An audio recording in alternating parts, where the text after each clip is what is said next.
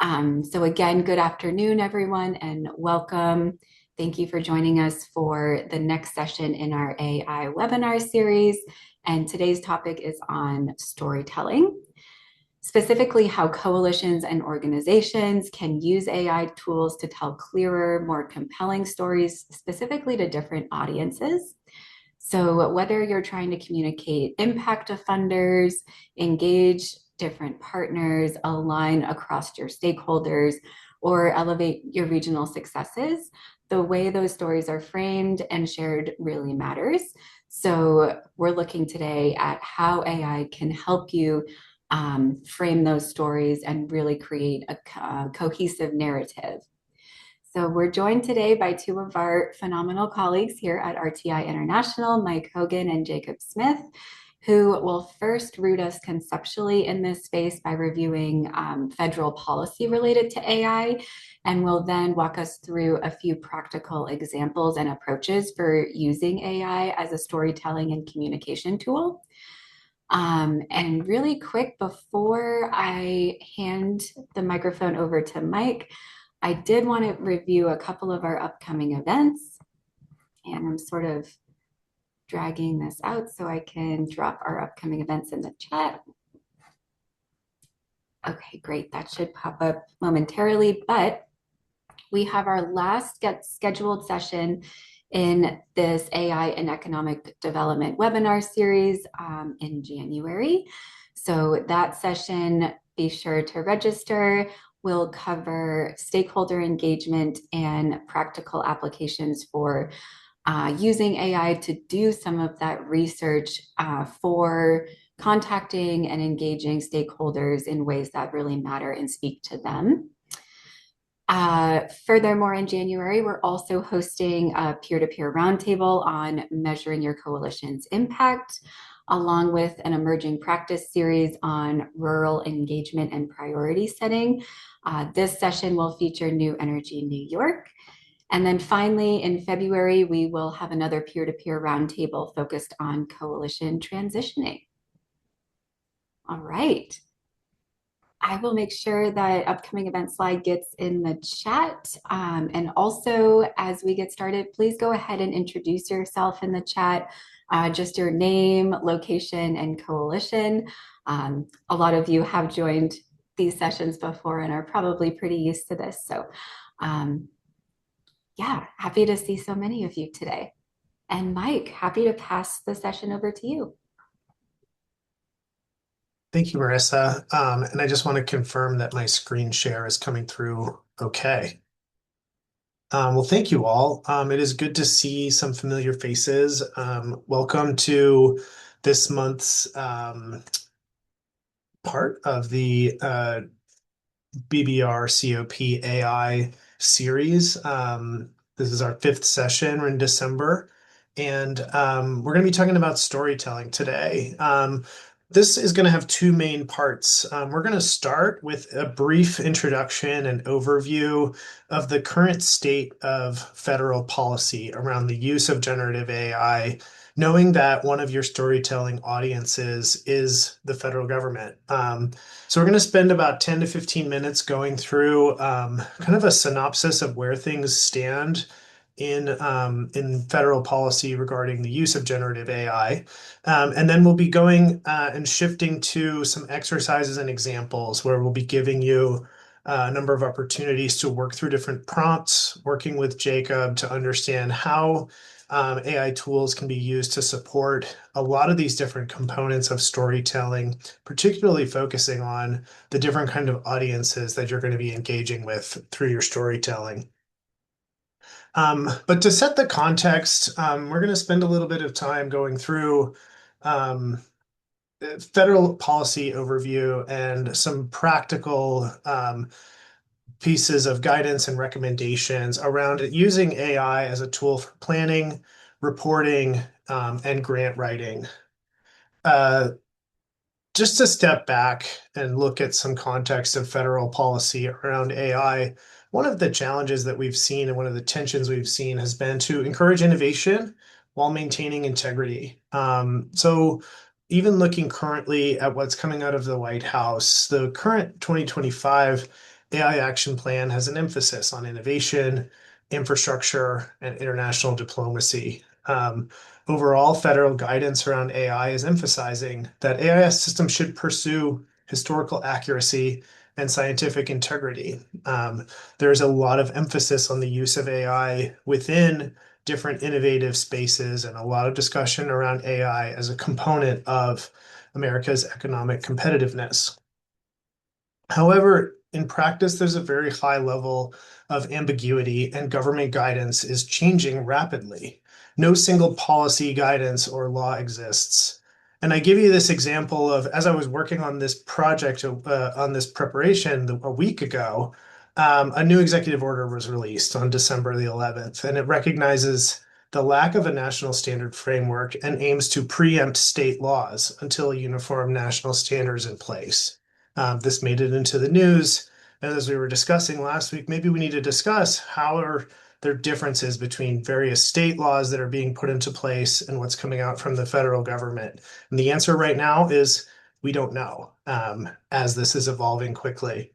So we're going to look at four different ways that the federal government is looking at AI. The first is the NIST AI Risk Management Framework. So it provides 7 characteristics of trustworthy AI systems and 4 core functions of risk management framework. And I give this in the context that, and you can look at the different characteristics here, valid and reliable, safe, secure and resilient, et cetera, and some of these functions. But when I step back, I think it's important to keep in context that a lot of these complex NIST frameworks are there to establish standards for federal agencies to build out their guidelines. So NIST standards are not necessarily offering specific guidance to grantees or reporters. So if any of y'all have taken the time to look through other NIST frameworks around things like cybersecurity, they tend to be very complex, very technocratic, and are intended to be these broad-reaching structural standard frameworks upon which other agencies build their guidance. So the NIST AI risk management framework, again, is very complex. It's intended to be a standard and a framework, and it highlights one of these tensions in grant-related AI policies, that AI agencies need to balance encouraging innovation while maintaining scientific rigor and protecting confidential information.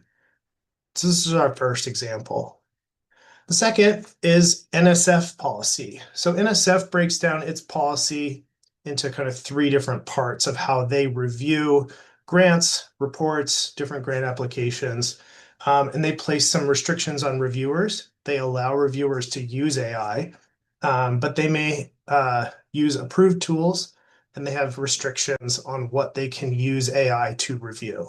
So things like uploading confidential or private data into AI is not permitted for reviewers. In the case of NSF, proposers, so those who are writing their grants to NSF, are allowed to use AI. Proposers may use generative AI tools, but NSF emphasizes that they bear all the responsibility for the content in those proposals. So if there are any errors in there, those are the responsibility of the author.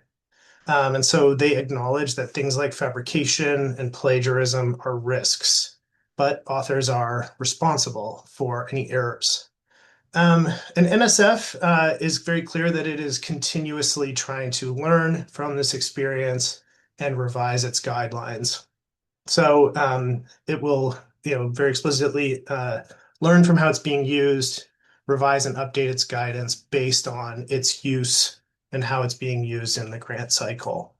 So in grant writing and reporting. The contrast is with the NIH.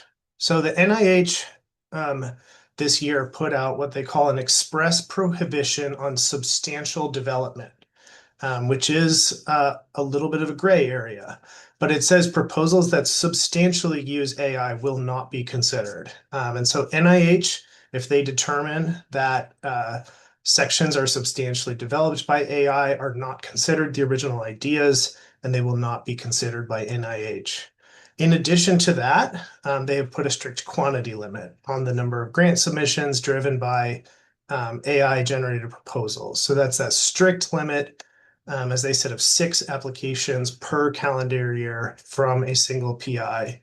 While I know that NIH may not be the first funding source that you all are looking to when it comes to grant writing, I think it is important to take a look at this contrast between what NSF is doing, which is very much we are going to allow AI, we're going to learn from it, and NIH, which has explicitly come out and said we will not permit substantial use of AI.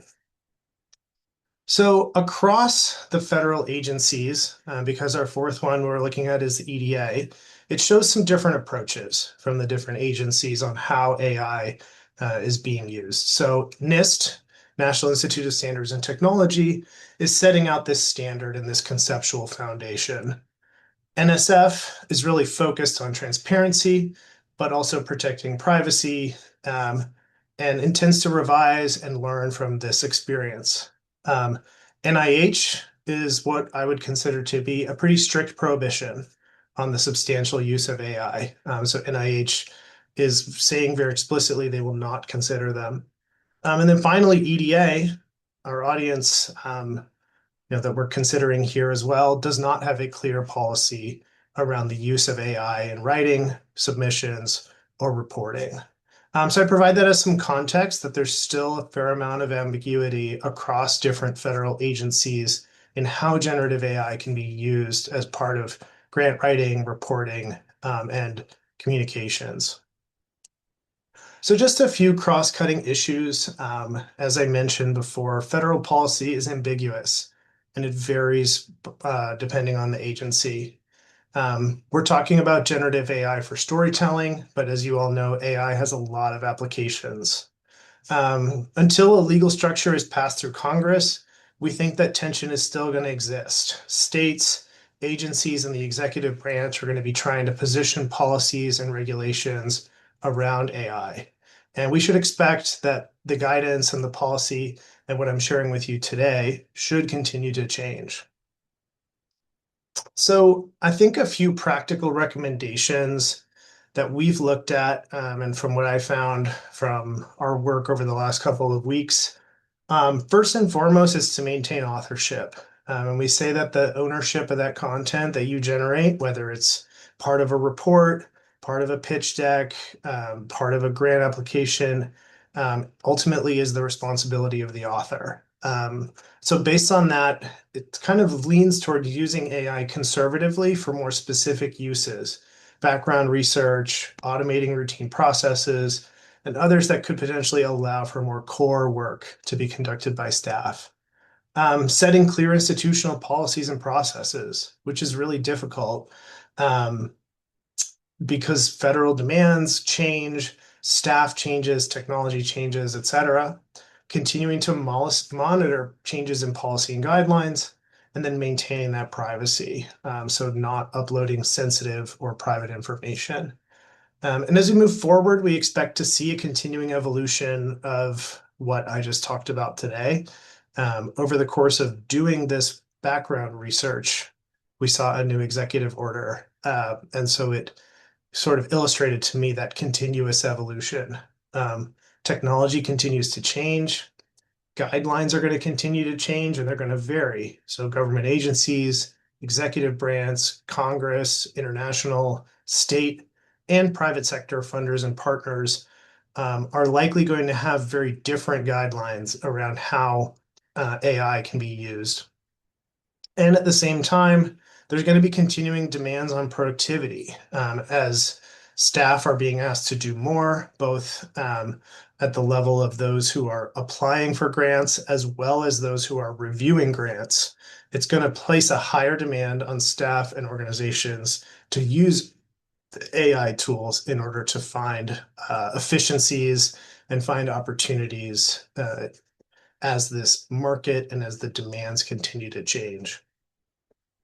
So in summary, I will say that the just looking through what is available today and how this landscape is continuing to evolve, we should expect to continue to see some ambiguity in how different federal agencies interpret guidance from the executive branch any guidance from Congress, and how um, implementation of generative AI in different folks' communication strategies will likely continue to change. And we're likely to continue to see a fair amount of variation between agencies and funders. So I'm going to close with sharing a number of links with you all, which we will share as part of our resources as well. And I think a recent report, which is down at the bottom from NATO, the National Association of Development Organizations, as part of their EDD's Community of Practice, just put out a very good short report on kind of practical uses of AI as a tool for economic development districts. That has helped us to be a bit of a summary that Marissa shared with everybody in the chat. And then one thing I would just note as well is that there are a number of federal sources, which we'll share with you all as well. And just keeping in mind that there are 4 sources from 2025 just in the last 5 months, and we should expect that there are going to be more things coming out from the federal government over the next few months when it comes to AI policy within the federal government. So before we shift gears over to Jacob, I do want to allow a couple of minutes for any questions or any clarifications that you may have, but also keeping in mind that there is still a lot of ambiguity in this space, and the policies are continuing to evolve. So I will open it up for a couple of questions, but also know that I may not have all the answers.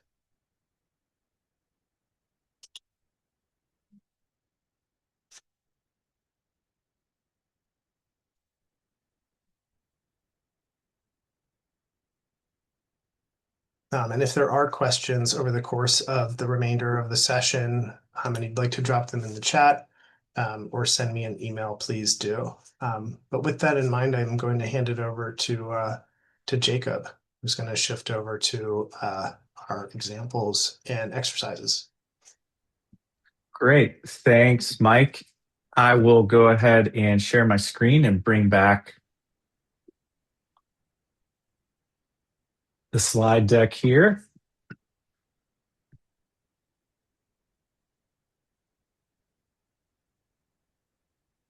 And is everyone able to see this? Perfect. So I think Mike's foundation that he laid at the beginning of this presentation is a really important one and something that we're thinking very deeply about as we leverage these tools ourselves, as we learn about the new capabilities, and as we speak about what's possible with these tools moving forward. I think, there's key takeaways that he highlighted of, AI is a tool, not the author. Things about transparency and making sure you're careful about what you're sharing with AI.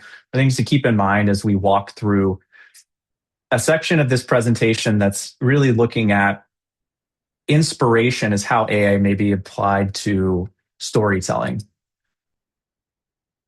So why is this such an important piece of kind of economic development workflows? Well, economic development often hinges on much more than just your data. People want to believe in a vision and that story that's associated with the data. So on the left here, you see some of the things that you're commonly looking at or maybe measuring or thinking about throughout the course of a particular project. And wouldn't it be great if you could just provide a bulleted list with answers to all of those things? That's not really the reality. You actually have to translate that data, that information into a vision for folks. So I won't be giving a seminar on storytelling best practices today, but I do encourage you, if you've ever had someone come talk about storytelling, or if you have favorite resources about storytelling, keep those in the back of your mind and know that those can be really useful in helping you build prompts that can assist you with storytelling augmented with AI. So the basic elements of a compelling story are listed here on the left. You have to make sure that the data matches up with those. And in this middle space, you have AI that can take data and analyze it, synthesize it, help draft information into new content that fits a story arc, as you see here. This is a very basic one. You may be familiar with other frameworks out there, but really showing the challenge or the gap, what action was taken, what the outcomes were, and what the vision was. When you think about storytelling at a high level, there's a lot of different people that you have to keep in mind when you're telling these stories. So the story that you tell for a federal agency, for instance, who may be really interested in outcomes like jobs, equity, cluster growth, and legacy headlines, like what the future is as it relates to this particular effort, that may be quite different from a story that you want to tell to investors or local leaders or residents, because they have a lot of different variables that are more resonant with their actual reality. So today in the applied examples, we're going to walk through a few basic things on storytelling and then show how we can leverage information and understanding what these people are expecting to see in their stories or what resonates most with them, how we can weave that in to help tell compelling stories across audiences. So I've showed this tool at one of the previous sessions that we had as part of the AI series, essentially highlighting this whole equation of using AI is basically your software, the model, maybe it's ChatGPT with GPT 5.2, then the prompt or the user input, and then the context and data that's provided along with that prompt. For storytelling, the hard work, and especially with how advanced the cutting edge state of the art models have gotten, is really designing a strong prompt that takes into account some of the things that are best practices about storytelling. So you're not relying on an AI model to come up with that information, and that can guide using those best practices to generate whatever it is you want out the other side. The other key piece of this is context and data. Oftentimes, when you're using AI for research, you just enter a prompt and you let these models go. Most of the tools that you're using, if you're using a ChatGPT or a Gemini today, they really have transcended the paradigm from just being a basic chatbot to being an agent. They are actually taking your prompt, they're thinking it over, they're making a decision to spin up a web search tool that's going to go out and retrieve information, bring it back. Or in the case of your own context and data, it's going to take that prompt, analyze it, go do a search of that particular data, and bring in the relevant context to help generate whatever the desired outcome is. So you will end up spending a lot of time on this prompting and making sure that you're providing the right context and data, whether that's raw data, whether that's previous things that you've written, whether it's transcripts from conversations that you're having that don't have any proprietary or sensitive information in them. All of that can be important.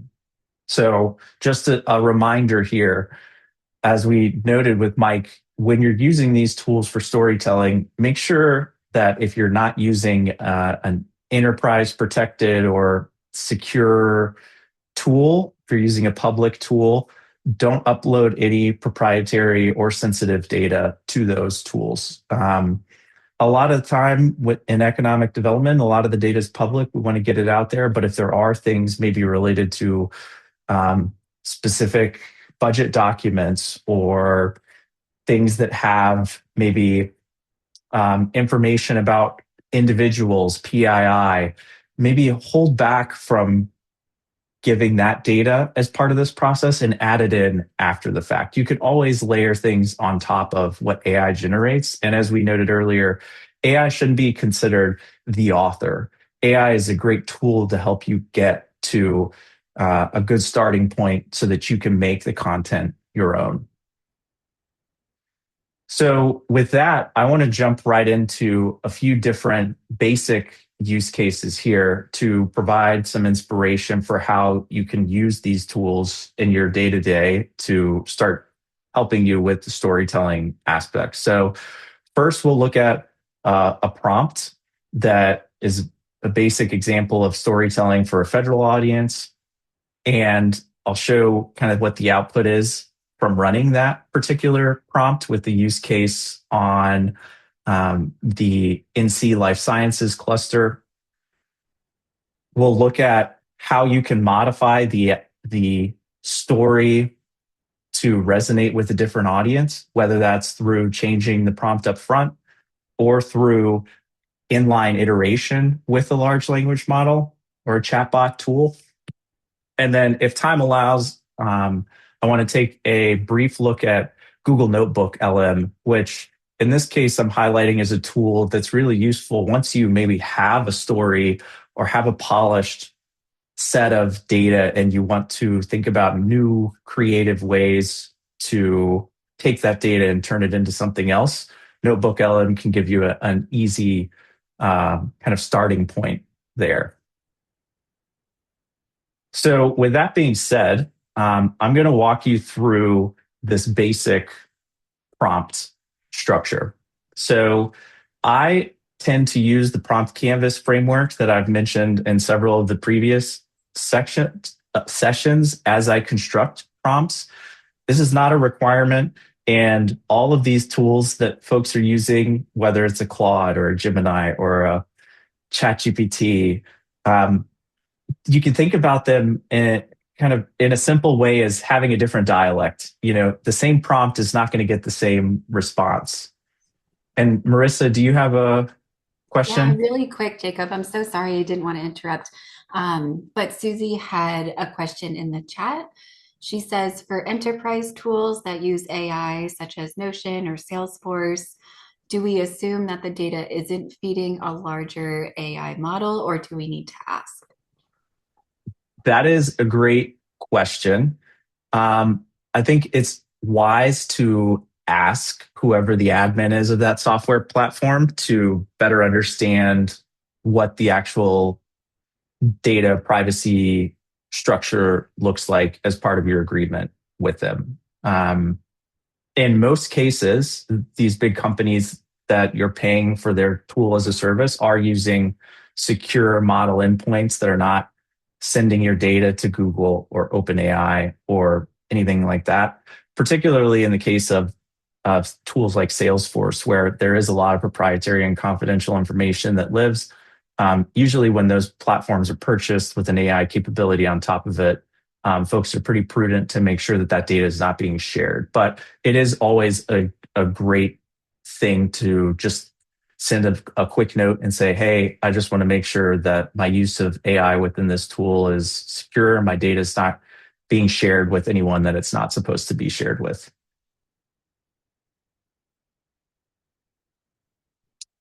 Thank you, Marissa, for giving me a heads up about that.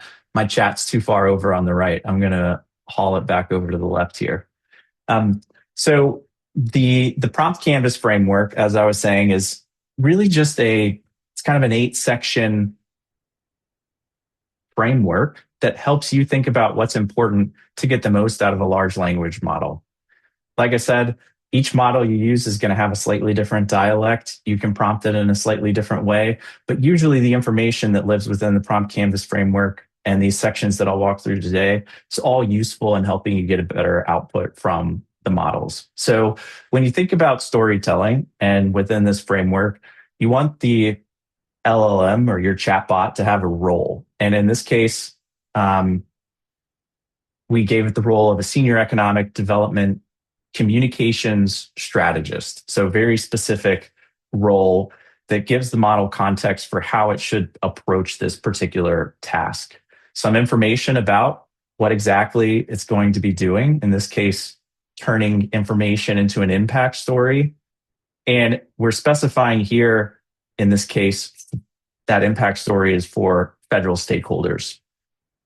The audience is another key piece. We're building on what we just highlighted here to note that the audience will be these individuals and information on what they value. Note that this is a modular architecture. So I'll show an example in a few minutes where you can tweak the audience to get a different outcome or output from your AI tool.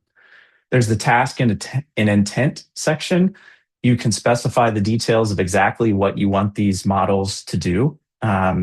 They require a lot of really structured guidance, and they will follow those instructions pretty closely. They're getting much, much better at following what you actually give to them. So we've given it a word count here, and we've given it information on what should be highlighted within that impact story. The context section, in this case, we're giving the model instructions that it's going to use documents and data that we're giving it, or a link or links that we're giving it to identify and extract the information that we highlighted earlier that is kind of the crucial data to building out a good story that is kind of expected as baseline from a federal agency or even other stakeholders in many cases.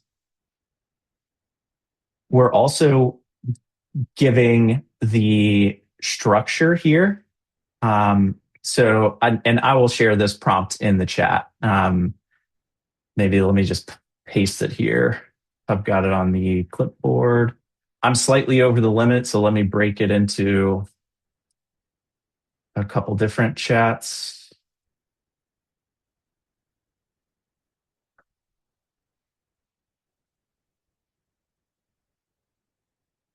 All right, here's the first half, and might have to be 3. So you all have exactly what I'm walking through right now. So we give it a structure, and this is where any information you have about what you've previously done, how you've previously reported, things that you're inspired by, how they've organized their information. You can provide all of that context here as part of the structure section, as well as the tonality section. So anything that you want to provide as context to help shape how the story is actually going to be told. Should it be highly professional, extremely concise and business specific versus imaginative, creative, specifying that you want it to be at the level where a person with a certain level of education can understand. And then the output instructions here. So we've given it that same kind of length requirement, what the format should be, and the style. And with these models, the output doesn't have to be plain text. You can say you want tables to be included. You can ask for, slides. The slide functionality is not great yet. For those of you who have tried it, you may know, you may have had headaches with that in the past, but they're really capable of doing a lot of cool things with formatting. So that is kind of the overall structure of the prompt. I want to pause here and see if there are any questions from the group on kind of the prompt structure.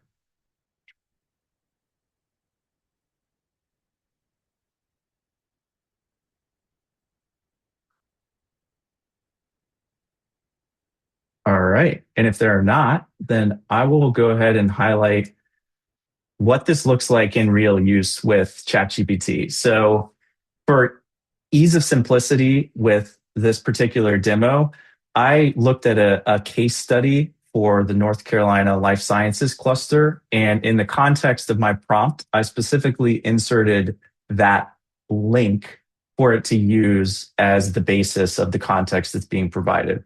In practice, you may have some web links, you may have actual spreadsheets or Word documents or PDFs that you want to upload as part of the context. And that piece is really key. These models are really powerful at going out and searching and trying to find information. So if that is part of your storytelling, you want it to search on its own for context, it's great. But the more context you provide, the more customized the story is going to be to your particular use case. So what you see here is I just copied in the exact prompt. I added in the link. And what you'll see is the output here that follows the exact structure that we specified within the prompt and that word count limit that we specified. So I won't read through this, but just highlight that within each section, it's highlighting where the information came from. And the vast majority of citations are back to that original source, but it did do some additional external searching to sources outside of the original source, but those are all cited so that you can go back and look and verify that that information is accurate. And you can see it follows that entire structure that we highlighted. So I find it funny that these models, they're constantly asking you if they can do something more to help you at the end of your outputs. So maybe, with the free version, you may not be able to upload the 50 documents that you wanted at a time. You may be limited to a certain number. You could come back and add another document and say, hey, I found this information and I really want you to incorporate this into the output that you generated. You can do that over and over again. You can iterate with the output and say, this isn't quite right.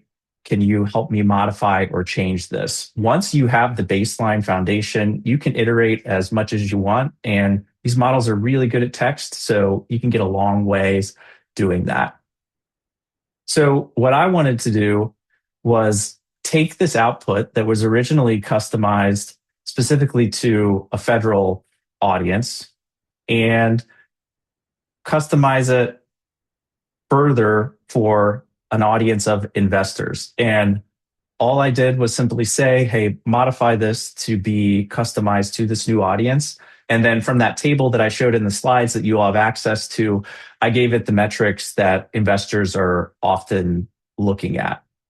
So this is not perfect, but this is a great way to quickly take something that you spent a lot of time developing and turn it into a story that resonates with another stakeholder group very quickly. And then you can take that and work with it and turn it into your own story. So you'll see that the narrative has changed. We did lose the structure, but we could ask the model to bring it back if we wanted the structure to be similar.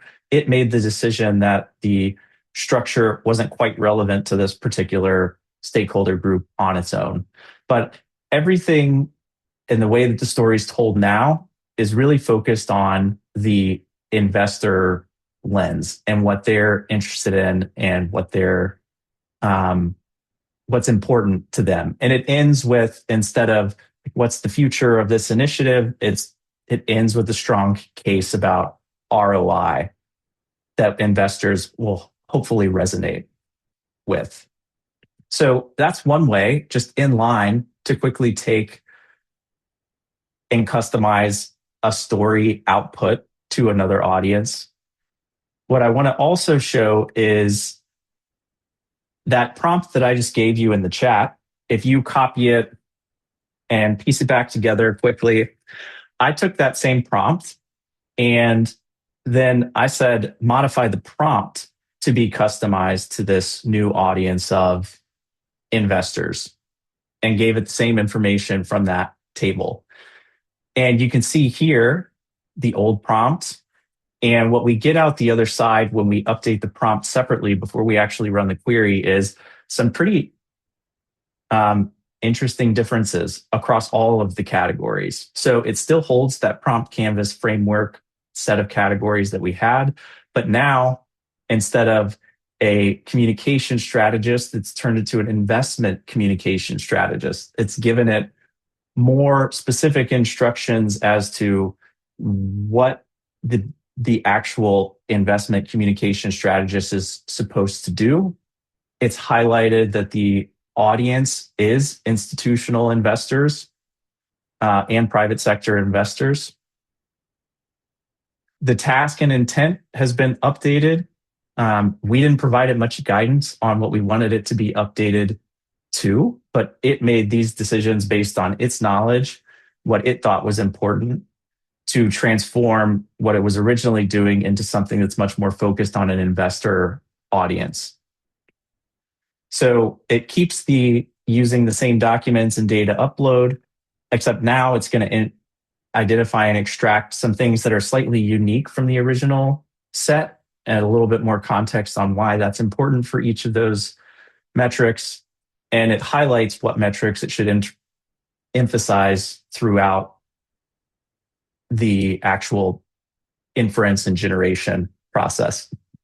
You'll also notice that the structure was updated. So instead of the previous structure that was customized towards a federal audience, this has outlined a completely new structure that's highly focused on the investor audience. And this was just a quick, hey, modify this prompt to this audience who is really thinking about these key things. If we wanted to, if we have information on particular structures or other metrics or any additional context that we wanted to add, we could simply go back and forth when it's in the chat here and say, hey, I want to update the structure to actually be X, Y, or Z, or I want to remove this from the structure and incorporate those insights into another section, and it will regenerate the prompt. And you can take the prompt and then go run it, giving your data and context. So those are the first two use cases. I want to pause there and see if there are any questions.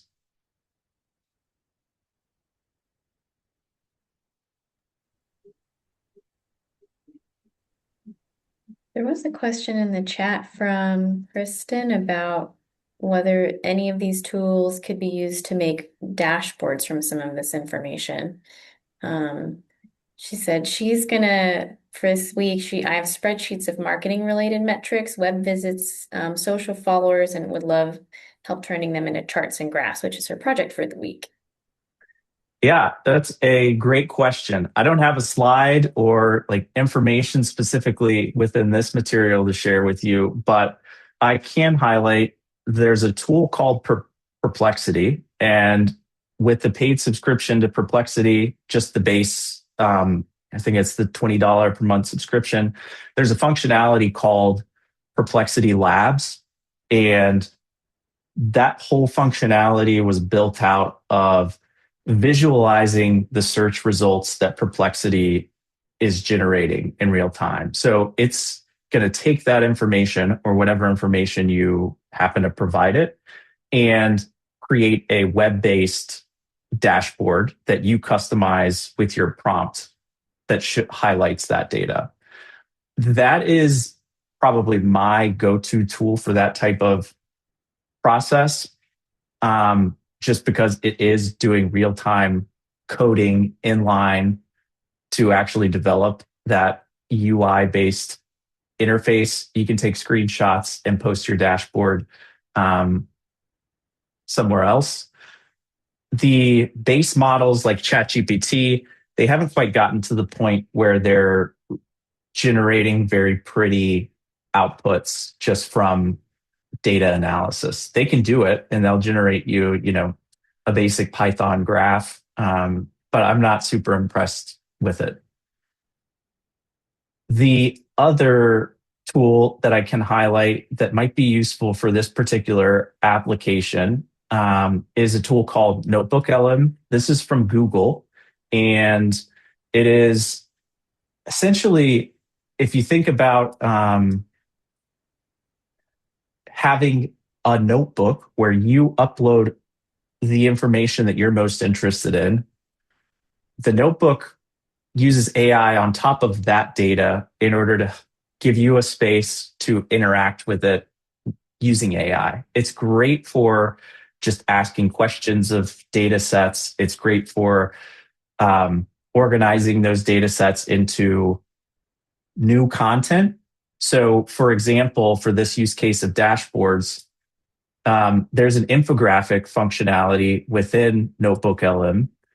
You can actually customize and say, hey, I want this infographic to be a dashboard that is highlighting X, Y, or Z.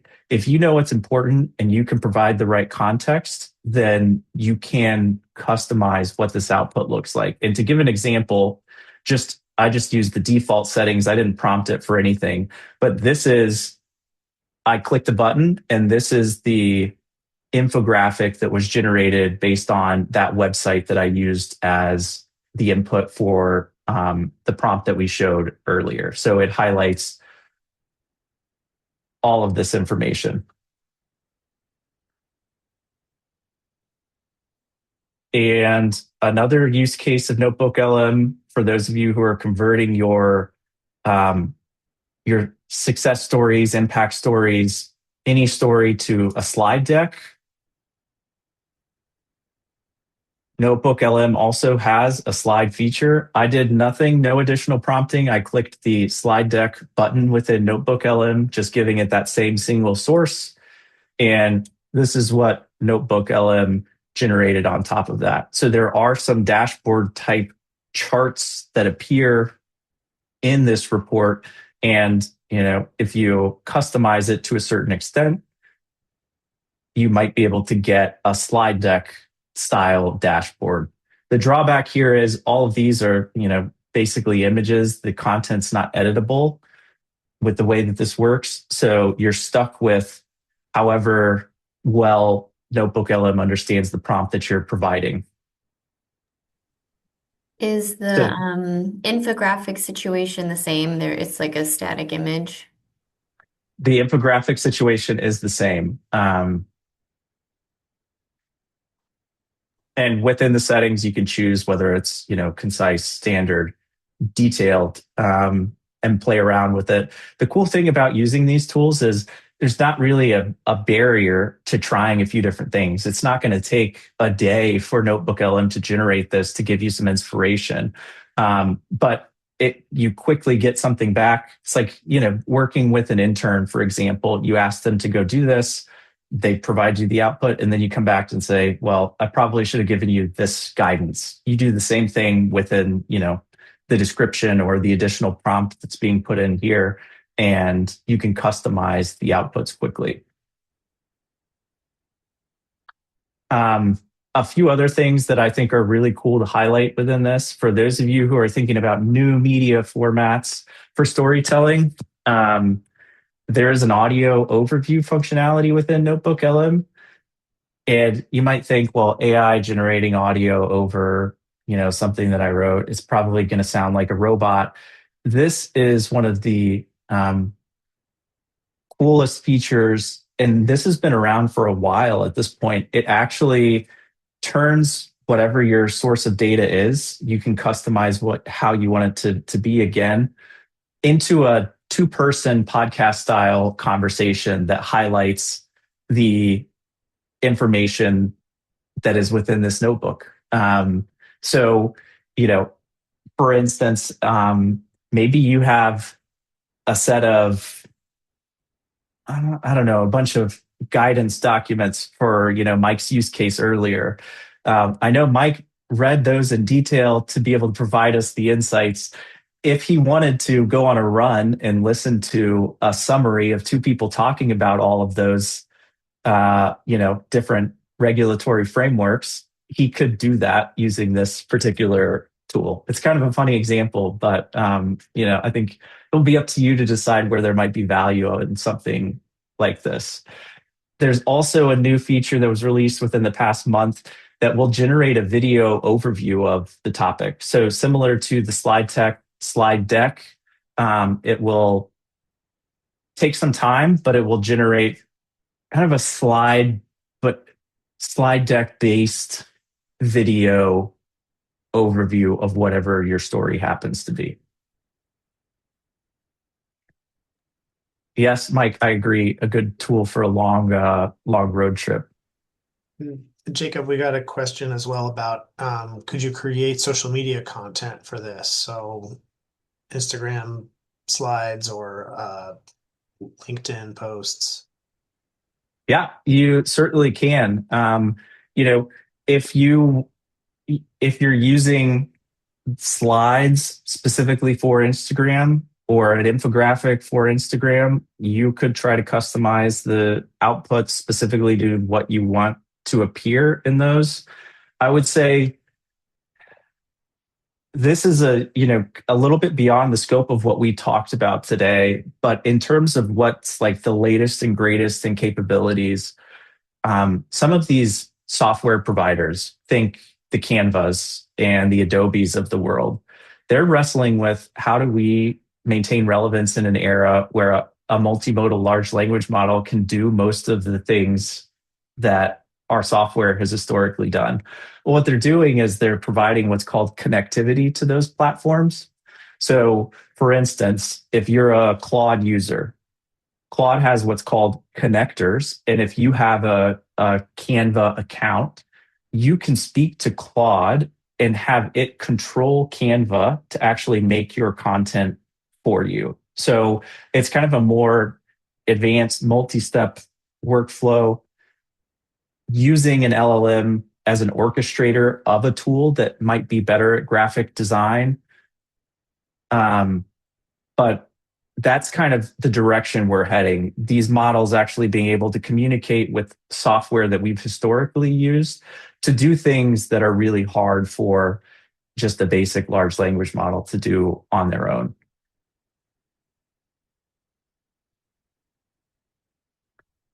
So I'll stop sharing here. And I see Kristen had a comment. Taking a story from a website and using AI to recast it. I think that is a fantastic use case. We talked about more long form storytelling in our prompts, but you could imagine creating a very quick prompt with the prompt canvas framework that's specifically geared towards taking information that you have and turning it into social media post. And you can even provide in your context examples of what you've posted previously to help inform the style, the tone of that content. I'm interested, does anyone else have some use cases like that they'd be open to sharing? I'm also happy to take any general questions as well.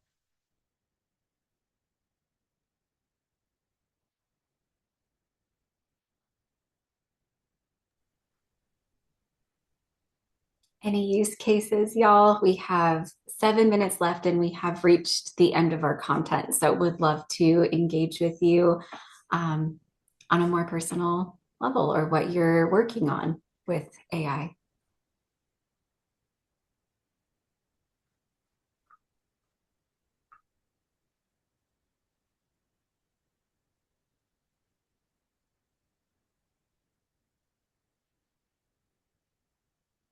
I see Carrie noted in the chat that using AI to help clean up emails, making it clear, nice, and professional. Great day-to-day use case. It is awesome at that. I also use it for that particular purpose. See, we're getting some hearts there, so others are using it in that way.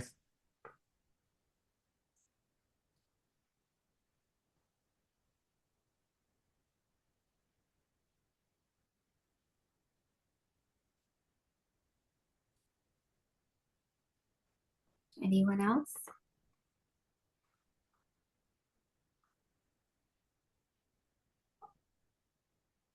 Oh, hi. Hey, So Susan. I developed a lot of information, and then I just dumped for using Notion. I dumped everything like a giant document that I had been sort of just adding links and then asked it to ask the Notion AI to help me create a database from everything. And they did a great job. I was very impressed. Like, and then it's easier then for me to track for use in storytelling, but it's it's just so much data and like so it was real helpful.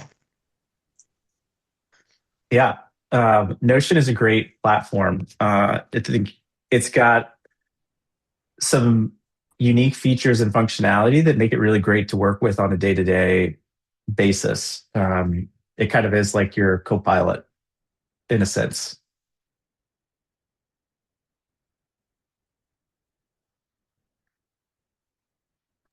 And I'll highlight to that end when it comes to, we've had a previous session on data analysis and synthesis. The transformation of the models since our first session has been pretty mind-blowing. At the beginning of this year, if you would have given ChatGPT or Google Gemini a spreadsheet of 50 things, it might look at the first 10 and give you a response based on that. The newest GPT 5.2, Gemini 3 Pro models that are accessible to anyone, they will actually be able to digest a really big spreadsheet. I'm thinking in the range of 50 to 100 rows, and if you're asking for specific insights from information that lives within that spreadsheet, just from a basic simple prompt, you don't even have to ask it to do this. It will write the code to go in and determine which columns in this spreadsheet seem relevant to helping answer the question that was asked. And then it will pull the content from cells associated with those rows in order to do it. And it's really a breakthrough. And, GPT with their 5.2 model is touting its much higher capability to do spreadsheet-like work, because the world is kind of built around Excel. So it's awesome to see that advancement. So if you are collecting data sources or links or information as part of your storytelling process, these new models are getting really good at providing useful outputs from analyzing much larger sets of data.